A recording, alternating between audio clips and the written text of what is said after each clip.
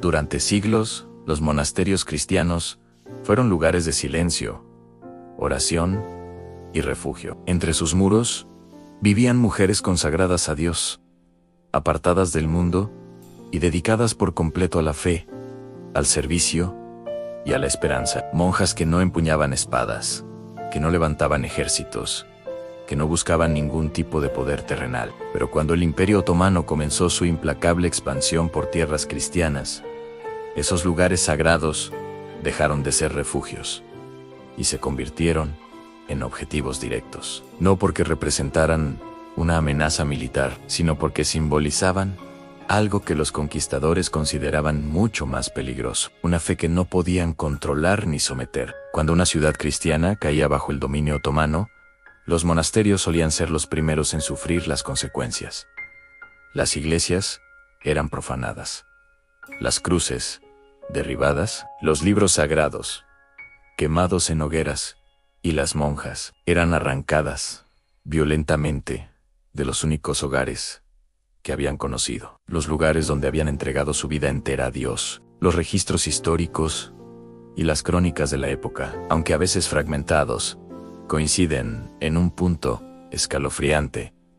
La persecución no buscaba únicamente conquistar territorios, buscaba quebrar el espíritu cristiano desde su raíz más profunda, desde sus pilares más sagrados. A las religiosas se las obligaba a abandonar sus hábitos.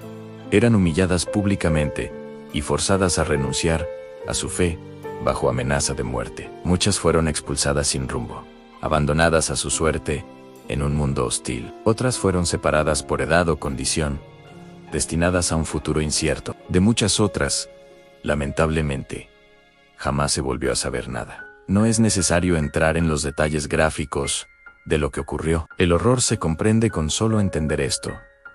El ataque no iba dirigido solo al cuerpo, sino a la fidelidad a Cristo. El objetivo era destruir su alma. A muchas se les exigió una sola cosa, una elección terrible: negar a Jesús y conservar la vida. Y ellas, en su mayoría, respondieron con un silencio digno, o con oración. Algunas crónicas narran que, mientras eran llevadas fuera de sus monasterios, cantaban salmos con voz firme.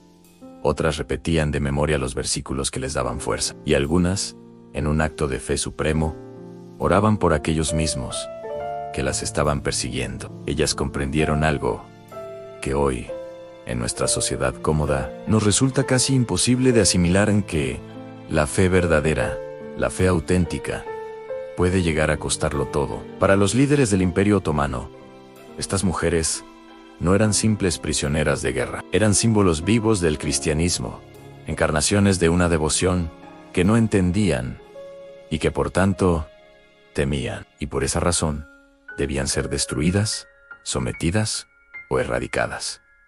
Pero no todas cedieron. Una inmensa mayoría eligió mantenerse firme, aún sabiendo perfectamente el precio que pagarían por su lealtad. Eligieron la fidelidad antes que la seguridad. Eligieron la eternidad antes que el alivio momentáneo de una vida sin Cristo. Sus nombres, en su gran mayoría, se perdieron en las páginas de la historia. No tienen estatuas en las plazas públicas. No tienen fechas conmemorativas en el calendario. No tienen tumbas reconocidas donde llevarles flores. Pero el cielo las conoce a cada una por su nombre. La Biblia dice en el Sermón del Monte: bienaventurados los perseguidos por causa de la justicia, porque de ellos es el reino de los cielos. Estas mujeres no murieron en vano. Su inmenso sufrimiento no fue, ni por un segundo, invisible para Dios. Y entonces, llegados a este punto, surge una pregunta verdaderamente incómoda.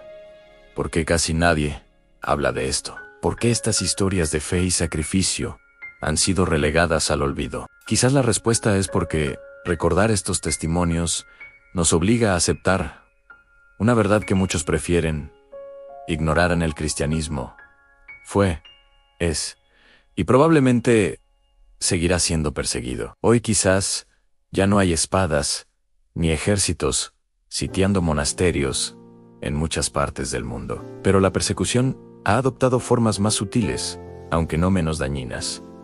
Existe la burla constante, existe el desprecio intelectual, existe una presión social incesante para que los creyentes callen su fe, para que la privaticen y la escondan por vergüenza. Las monjas perseguidas por el Imperio Otomano nos dejaron una lección eterna, una lección que resuena con fuerza hasta nuestros días.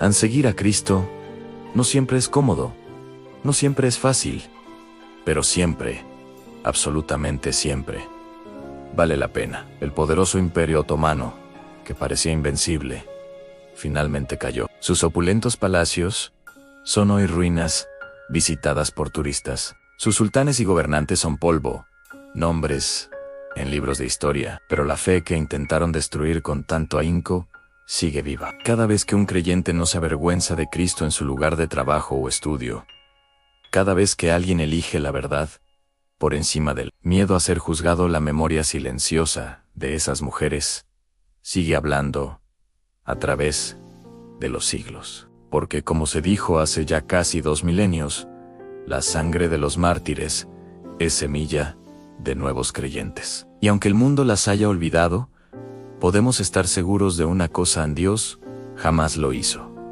Gracias por acompañarme en esta reflexión. Si este mensaje te ha tocado el corazón, compártelo para que la memoria de estas valientes mujeres no se pierda. Y no olvides suscribirte para más historias que nos invitan a pensar. Nos vemos en el próximo video.